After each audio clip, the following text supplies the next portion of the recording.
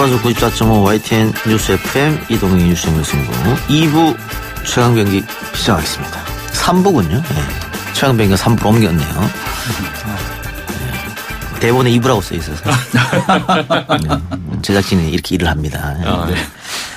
오늘은 최영일 평론가, 아시아경제 장용진 기자 나왔습니다. 어서 오십시오. 안녕하세요. 오세훈 전 서울시장이 한국당에 복당이라고 해야겠죠. 복당했습니다.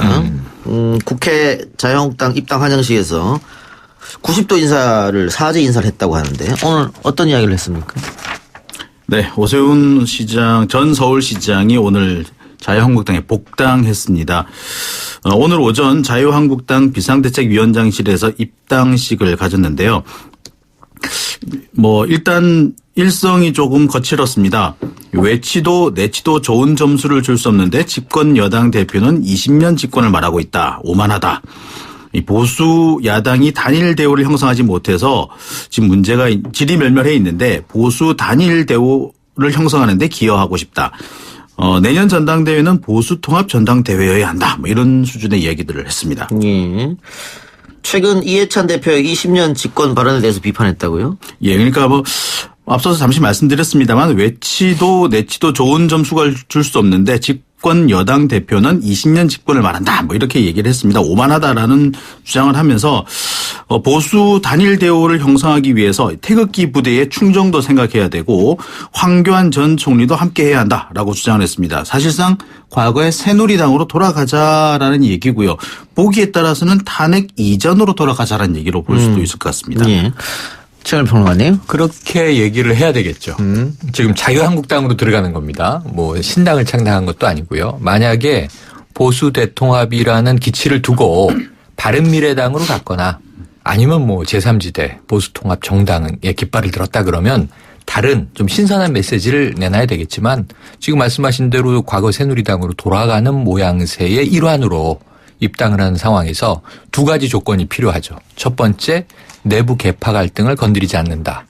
두 번째, 외부의 적을 세게 두드린다. 외부의 적은 지금 집권하고 있는 민주당 그리고 이제 문재인 정부가 될 거고요. 이미 문재인 대통령과 정부에 대해서도 어제부터 거친 공세를 시작을 했습니다. 근데 그것이 이제 제1야당을 더 키우기 위해서 자신이 이제 해야 할 역할이라고 판단을 했을 거고요. 그리고 또 한 가지는 지금 요즘에는 웬만큼 센 말을 해서는 잘 주목받지 못합니다. 물론 이제 자유한국당 땅으로의 이제 도로복당 이것도 이제 잠깐 화제는 되겠지만 지금 오세훈 전 시장이 어떤 역할을 할 것이냐 본인이 생각하는 이제 임무와 별도로 이것이 그러면 지금 김병준 비대위원장이 외부 인사들을 쭉 만나고 다녔잖아요. 대표적인 3명이 바로 황교안 전 총리, 오세훈 전 시장. 한 명이 원희룡 현 제주지사였단 말이죠. 이들을 이제 다시 당으로 돌아오라고 얘기를 한 건데 오세훈 시장이 그 미팅 때는요 좀 뜨뜻미지근하게 대응을 했었어요. 때가 되면 이제 함께 하겠다 이런 정도 수준이었는데 들어갔다는 것은 본인이 정치적으로 좀 조급한 마음이 들었을 것이다. 예. 총선을 앞두고 이렇게 해석이 되는데 앞으로 또 다른 인사들의 영입이 이어질 것인가 이게 굉장히 중요한 대목으로 보여집니다. 자, 오세훈 시장은 누가 뭐래도 대권 후보 중 한 명이잖아요. 보수층에서 예, 그렇죠. 보수층에서. 네. 자유한국당에서 지금 마땅한 대권 후보가 없다는 말이 나올 그렇죠. 시점에서 복당을 했는데. 맞습니다. 그렇다면은 오 전 시장으로서는 이번 총선이 다가오는 총선이 굉장히 중요할 것 같아요. 맞습니다. 그런데 어디에 나가든 당에서 요청이 오면 어디라도 가겠다. 네. 그런데 얼마 전에 살고 있는 곳을 추미애 민주당 전 대표 지역구로 옮겼단 말이죠. 맞아요. 그 추미애 오세훈 빅매치가 이루어지는 거 아니야? 그리고 오늘 보도를 보시면 광진 을로 옮겼을 뿐만 아니라 복당을 하면서 당협위원장을 신청했다는 거예요. 지금 당협위원장이 아직 미정입니다. 일괄 사표를 다 받았고 아직 비대위에서 결정을 안 했어요. 그거를 12월에 결정하는 게 조강특위의 임무였는데 조강특위가 지금 이제 좀 늦어지고 있습니다. 여러 가지 내부 사정으로. 그러니까 지금 말씀하신 대로 일단 기초 포석은 광진을에 두었다. 이렇게 해석할 수 있는데 또 이야기는 험지 어디로 보내도 나는 선당후사 하겠다. 당의 입장을 따르겠다 그랬으니까. 근데 이 얘기는 실제로 험지는 잘 안 갑니다. 보수당 후보들은 진짜 실제 험지는 안 가는데 말은 다 이렇게 하는 거예요. 입당할 때. 그런데 이제 전략 공천의 가능성도 있어요. 왜냐하면 대권 후보군 주자이기 때문에 굉장히 실제 험지인지는 모르겠지만 요충지에 포석을 둘 가능성은 남아있기 때문에 우선 기본적인 포석을 본인은 광진을에 둔 것 같고 이 총선 즈음이 돼서 복잡한 상황이 정리될 때 어디로 갈지를 당과 또 밀당을 예. 반드시 하겠죠. 그러니까 서울 지역 전체가 어떻게 보자면 자유한국당으로서는 험지라고 볼 수가 맞습니다. 있어요. 맞습니다. 그러니까 이 말은 넓게 좀 해석해 볼 필요 있을 것 같아요. 그러니까 제가 볼 때는 사실은 오세훈 시장의 전 시장의 복심은 서울에 어디 한 군데를 줘 이 말이고 자기 나름대로 험지라고 말하는 거는 이게 추미애 대표가 사실 만만치 않은 예. 그런 후보지 네. 않겠습니까? 그러니까 나 추미애하고 한번 붙어보고 싶다 이 얘기일 수도 있어 보입니다. 그렇죠. 그러니까 추 대표를 이긴다면 이 대권 가도에 또 파란불이 들어올 텐데. 당연히 그렇습니다. 만일 패배한다면 또 반대로 될 수도 있잖아요. 그렇죠. 세문 좀 복잡할 것 같은데 네.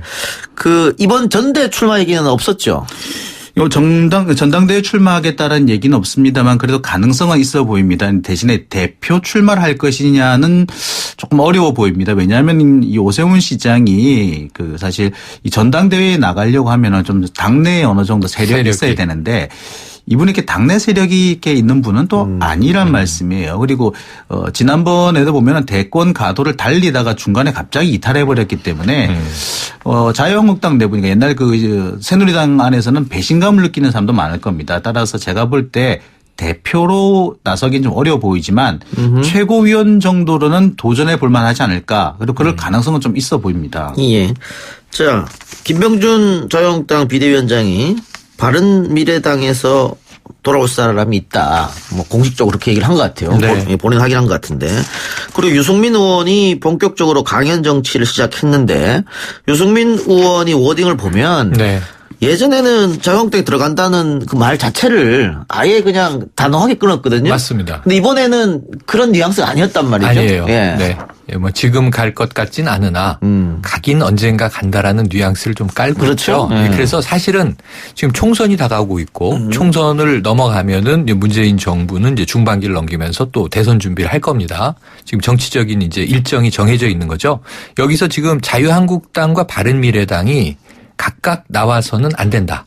총선 때 보세요. 지역구마다 3자 구도인데 야 2당, 여 1당. 그러면 이건 우리가 잘 알고 있는 공식이지 않습니까?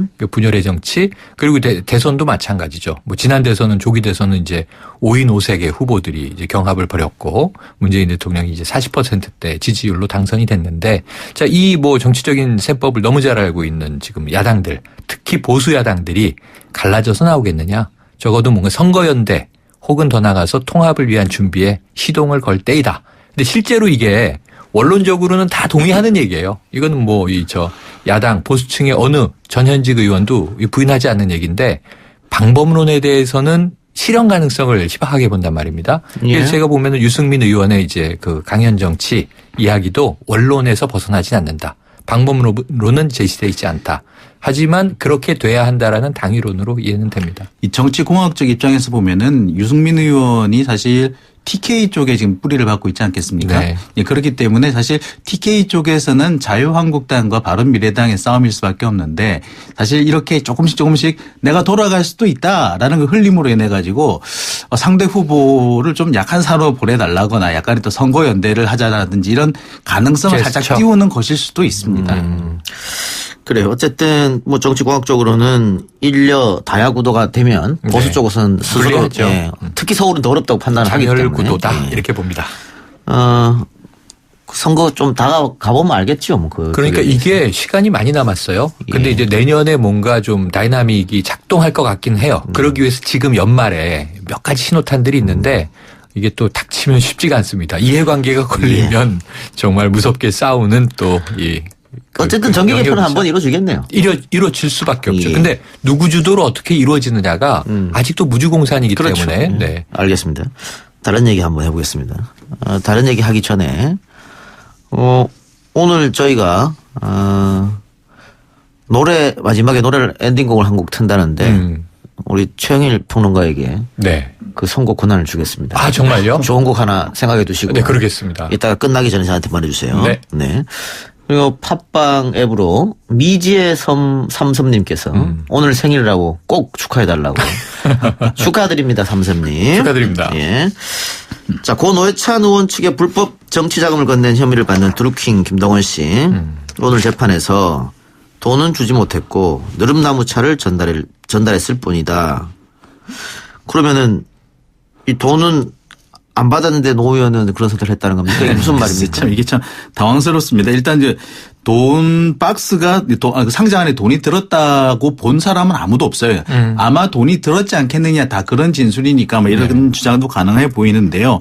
오늘 서울중앙지법 형사합의 32부 심리로 재판이 열렸습니다. 이 자리에서 자신은 노회찬 의원에게 돈을 준 적이 없다. 돈을 주려고 했는데 거절을 했고 당시 표정을 보니까 좀 서운해하는 것 같아서 그 다음번에 돈을 줄까 말까 고민을 하고 있었을 뿐이다 라고 얘기를 했습니다.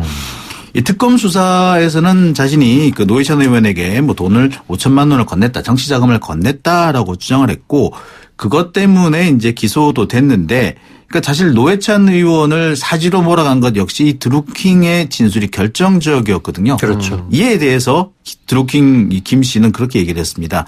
허위범 특검이 회유를 했다. 왜 그랬느냐? 사실 이 전처가 이게 사실 이게 드루킹이 지금 전처가 이혼 소송을 벌이고 있는데 이 전처가 그런 취지, 그러니까 노회찬 의원에게 돈을 줬다라는 취지의 진술을 했기 때문에 어쩔 수가 없었다. 그럼 전처는 왜 그런 진술을 했느냐? 당시 불법 정치자금 수사가 시작이 되니까 2016년을 말하는 것 같은데요. 2016년에 불법 정치자금 수사가 시작되니까 이 반박 증거를 만들기 위해서 고민을 하고 있었는데 당시 그 전처가 4천만 원이 들어있는 이 사진을 찍어 가지고 그걸 내면 증거로 내면 어떻겠느냐라는 아이디어를 낸 적이 있다. 그러니까 전처가 자기 아이디어를 냈기 때문에 그런 주장을 한 것인데 거기에 내가 발목이 잡혀 가지고 허위 진술을 했을 뿐이다라고 얘기를 했습니다. 근데 딱 듣기에도 좀 앞뒤가 안 맞죠. 많이 안 맞죠. 예, 드루킹 지금 주장이 그 뭐 경찰 조사, 검찰 조사 또 재판에서 조금씩 달라지는 것 같아요. 달라지는 것 같은데 이런 얘기도 했다 그래요. 김경수 지사가 자기한테 삼성하고 네이버는 건드리지 말아달라 이런 얘기도 했었고 또 김경수 지사가 이게 청와대 뭐 대통령의 이야기인데 안희정을 당대표로 만드는 데 관심이 있다.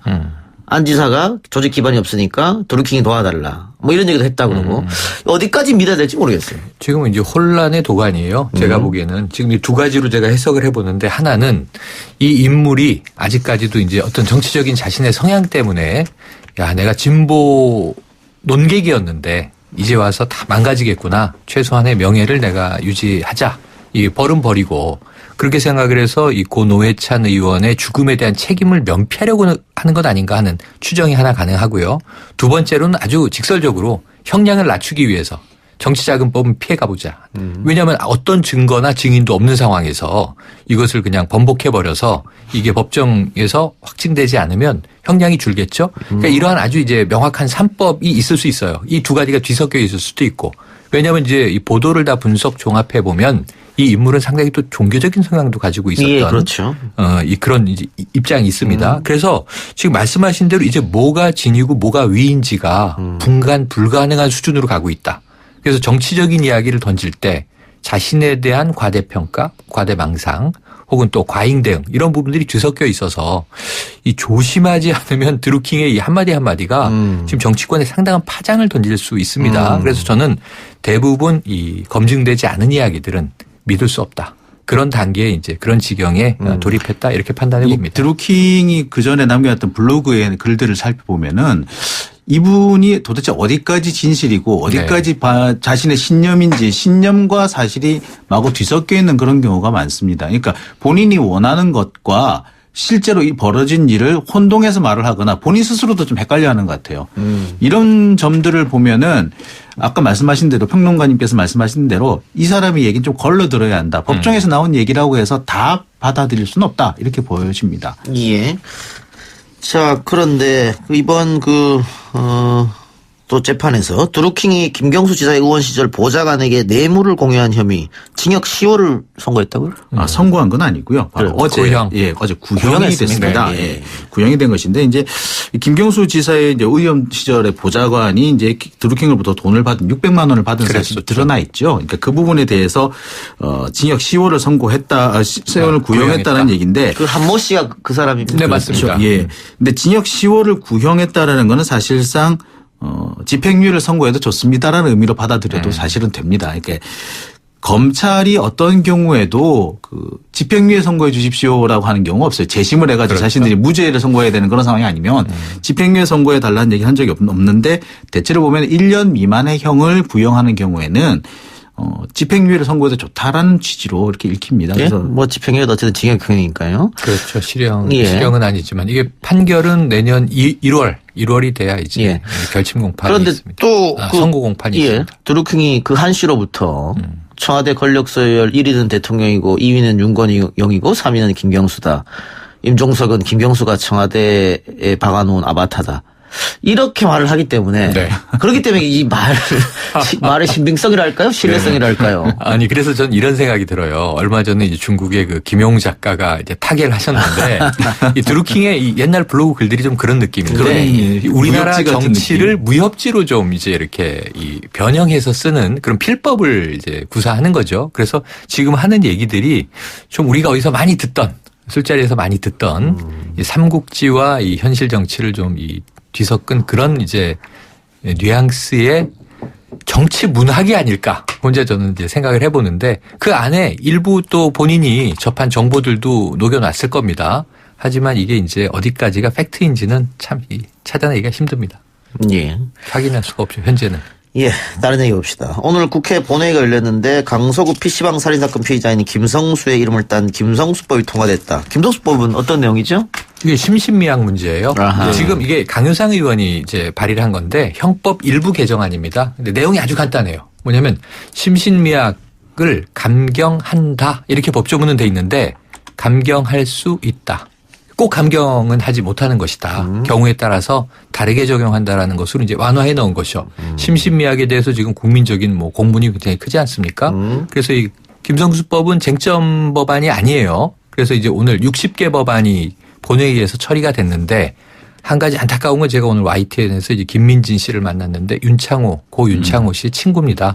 예, 그 고대 이제 행정학과 동기 친구인데 지금 이 윤창호법을 발의하는데 크게 초기 기여한 분인데 이분은 지금 이 처벌 규정이 후퇴한 것에 대해서 상당히 좀 분노하고 있습니다. 이게 5년 이상 징역으로 만들어놨는데 이게 집행유예가 안 되게 하도록 하기 위해서 고민을 한 결과거든요. 근데 이게 법사위에서 3년으로 낮춰버려서 3년은 이게 조금 형량이 더 낮아지면 집행유예도 가능해지는 경우란 말이죠. 이제 물론 법사위는 이제 형평성의 문제, 이게 상해치사나 유기치사와 그렇죠. 맞춰야 한다라는 건데 다른 형량을 오히려 올려야 하는 것 아니냐 이런 또 국민 여론도 있습니다. 그래서 윤창호법이 어쨌든 우여곡절 끝에 통과가 됐고요. 김성수법은 이제 심신미약 인정을 하지 않는 쪽으로 반드시 감형하지 않는 쪽으로 이제 이것도 통과가 됐고요. 그 외에 이제 60개가 민생 법안 통과됐는데 빠져 있는 게 있죠. 오늘 저 광화문 지나시는 분들 집회 보셨을 텐데 유치원 3법 이걸 이제 오늘 한유총 보니까 박용진 악법 이렇게 부르던데 아직 이건 논란이 있고 지금 자유한국당 안이 아직 확정되지 않고 있습니다. 그렇군요.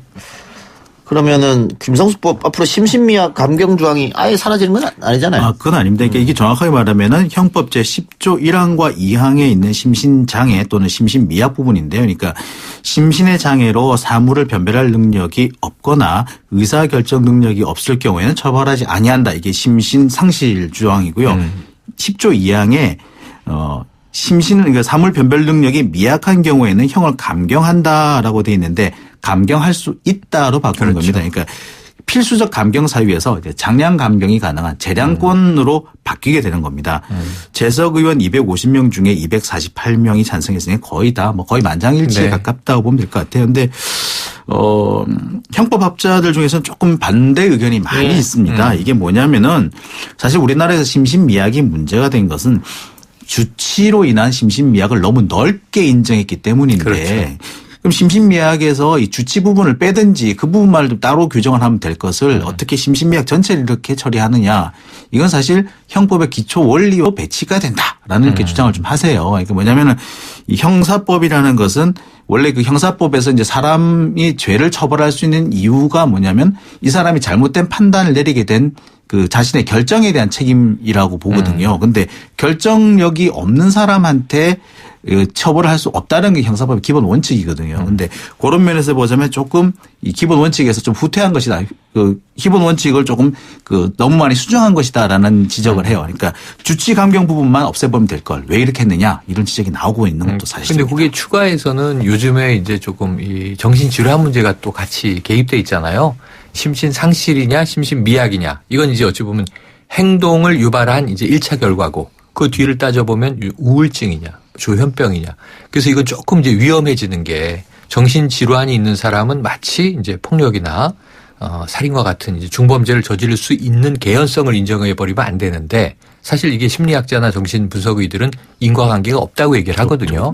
그래서 그런 부분들에 대해서도 알코올에 대한 문제가 하나 있고 요즘엔 혹시 우울증 치료 전력이 있다고 해서 이 심신미약으로 인정받으려는 이 범죄인들이 자꾸 등장하다 보니까 이게 알코올만의 문제는 아니다. 좀 그렇죠. 복합적이에요. 그래서 함께 이 우울증으로 살인을 연결시키는 건 절대 안 된다고 많은 전문가들이 얘기를 하고 조현병은 요즘에 강남역 묻지마 살인 같은 경우에는 조현병이 인정이 됐거든요. 심신미약이 이제 적용이 됐는데 이런 부분에서 대중적인 논란이 굉장히 많은데 조금 법률 전문가와 이게 정신과 전문가들의 어떤 대안들이 나오지 않으면 이 문제는 계속 국민청원에 올라올 것 같아요. 예. 김성수 씨의 심신미약 여부와 또 하나의 쟁점이 과연 동생이 살인의 공범이었냐 아니었냐. 그렇습니다. 네. 경찰은 그냥 폭행의 공범으로 결론냈다고요. 이게 사실 그렇습니다. 이게 김성수 씨의 그 김성수의 범행 과정이 CCTV에 고스란히 담겨 있잖아요. 네. 여기 과정을 보면은 이 동생이 형의 범행을 도운 흔적이 명백하게 보입니다. 그러니까 피해자의 팔을 감싸 안는 그런 장면이 보이죠. 그런데 또 희한한 게 막상 그 김성수가 칼을 휘두르자 도망을 가고 112에 맨 먼저 신고를 해요. 네. 그래서 경찰이 처음 판단하기로는 이 사람이 형을 도운 건 아니구나, 살인을 도운 건 아니구나라고 판단을 했었던 겁니다. 근데 이게 이제 판단이 좀 바뀐 거죠. 왜냐하면은 사실 이 동생은 처음에는 형이 이제 그 살인을 하려고 한 게 아니라 폭행을 하려고 한 것으로 판단했던 것 같아요. 그러니까 형의 폭행을 돕기 위해서 팔을 감싸 안았던데 막상 형이 칼을 휘두르니까 놀래서 놓아준 것이다. 이렇게 판단을 한 거죠. 그렇게 하면서 형의 폭행을 도우려고 한 거기 때문에 이것은 폭행의 공범이다라고 판단을 한 것 같습니다. 뭐 제가 보기에도 그래요. 이제 지금까지 나온 CCTV라든지 상황을 보면은 살인의 공범이라고 보기에는 다소 미약해 보입니다. 증거가 좀 없어 보이는데 폭행을 도우려 했던 의도는 명백해 보입니다. 그래서 지금의 판단이 상당히 좀 타당성 있지 않을까 이렇게 생각이 듭니다. 그런데 이게 어디서부터 이제 살인의 의도가 등장했고 어디까지가 폭행인지 경계가 딱 나뉘어져야 되는데 이제 유족의 주장을 좀 말씀을 드리면 유족들은 이 흉기는 이 그 아르바이트생 이 피해자를 눕힌 이후에 이제 흉기가 등장했고 찌르기 시작했다라는 건데 유족은 그렇지 않다. 서 있을 때 이미 뒷머리 등에 이제 흉기로 인한 상처를 입었다라는 주장이에요. 그러니까 그 경계 시점이 명확하질 않아요. 그래서 근데 이것을 정말 그 공범으로 밝히려면 동생 본인이 자백을 하거나 아니면 이제 형 김성수 씨가 이야기를 해야 되는데 그 대목은 나오지 않고 있기 때문에 경찰도 좀 곤혹스러운 상황이긴 합니다. 예. 오늘 뭐 여러 차례 저희가 방송에서 언급했습니다만 대통령 지지율이 처음으로 40%로 내려앉았습니다. 그렇습니다. 민주당 지지율도 계속해서 하락세고 자유당 지지율은 올라서 지금 양당 지지율 한 10% 정도로 좁혀진 것 같아요. 네. 예. 지금 대통령 지지율 떨어진 거 보면 TK 지역, PK 지역, 충청권 또 50대 이상 중도층, 보수층, 자영업자, 주부, 노동직. 그러니까 그 전에 보면은 문재인 대통령 또 민주당을 크게 지지하지 않았던 그렇다면 이제 완전히 서서히 빠지기 이제 시작하는 거예요. 그렇죠. 그런 모습인데 가장 큰 원인은 결국은 경제 문제 아닌가 싶고요. 그렇죠. 예. 그리고 또 그 다음 문제는 지금 민주당의 어떤 내부 분란이랄까요? 그렇죠. 뭐 그런 것일 수 있는 것 같아요. 그러니까 민주당 지지자들이 이완을 보이고 있다는. 그러니까 요거를 야당 측에서 조금 다른 분석을 내놨던 게 이제 이영자라는 말이 등장했죠. 근데 이건 조금 신조어는 항상 좀 이 수사적으로 만들어집니다. 과거에 뭐 강부자, 또 박근혜 정부 때 성시경 이런 건 그냥 어찌 보면 이 정량적 분석에 기반한 건 아니잖아요. 이영자는 20대가 빠지고 있다. 영남이 빠지고 있다. 자영업자들이 빠지고 있다. 근데 여기서 일부는 맞는데 이 20대 중에서도 남성이 빠지고 있다. 왜냐하면 요즘에 양성평등, 특히 여성 정책을 강조하다 보니까 남성들이 뭐 역차별을 느끼고 있다. 이런 색들을 이제 주로 보수층 야권에서 내놨는데 요거는 명확하게 통계적으로 잡히진 않습니다. 그래서 지금 말씀하신 대로 전통적으로 중도를 기준으로 보수층. 오른쪽에 있던 사람들. 이쪽이 그동안은 지지해야 할 이제 야당 쪽에 마음을 두지 못하고 표류하고 있다가 이제는 이제 정부 지지를 조금 이제 거두고 관망세로 돌아서는 것 아니냐. 그래서 제일 핵심적인 이슈는 역시 경제일 수밖에 없고요. 그러니까 그 사람들이 확 돌아섰다고 하면은 자유한국당을 지지해야 되는데 그건 또 아니거든요. 그건 아닙니다. 그래서 지금 잘 보시면요. 부동층이 높아지고 있어요. 부동층 지지율이 지금 20%에 육박하고 있다 보니까 그렇게 보면 지금 제1야당 지지율하고 뭐 왔다 갔다 엇비슷한 상황이거든요. 이들이 어디로 가느냐예요. 그러니까 이들 중에는 물론 전통적인 또 민주당 지지자도 일부 유보로 빠졌을 가능성이 있습니다. 하지만 말씀하신 대로 전통적인 보수 지지자들이 정부 지지에선 돌아섰다. 하지만 야권 지지로 몰려가진 않았다. 중간에 떠 있다. 이 표심을 누가 잡을 것이냐 이것도 숙제로 남습니다. 그러니까 가장 큰 문제는 경제 문제인데 경제 문제는 단기간에 해결되는 게 아니잖아요. 안 되죠. 아니기 때문에 좀 더 지켜봐야 될 거고 두 번째는 그 민주당의 내부 분열, 분란, 특히 이지사 문제를 또 해결되는 과정을 봐야 되겠죠. 예. 지금 뭐 당 내부에서는 탈당을 주장하는 사람도 있는 것 같고 등장했고요. 등장했죠. 또 출당을 이야기하는 사람도 있는 것 같아요. 당원들 중에서는. 그렇죠. 그런데 이재명 지사가 탈당을 하게 되면 큰 혼란은 없을 것 같기도 한데. 그렇죠. 스스로 결정하는 거니까. 근데 그 쫓아다는 모습을 보인다면은 오히려 지지율은 또 떨어질 것 같기도 하거든요. 그럴 가능성도 있습니다. 이게 복합적입니다. 제가 보기엔 말씀하신 대로 이게 스무스하게 해결돼야 되는데요.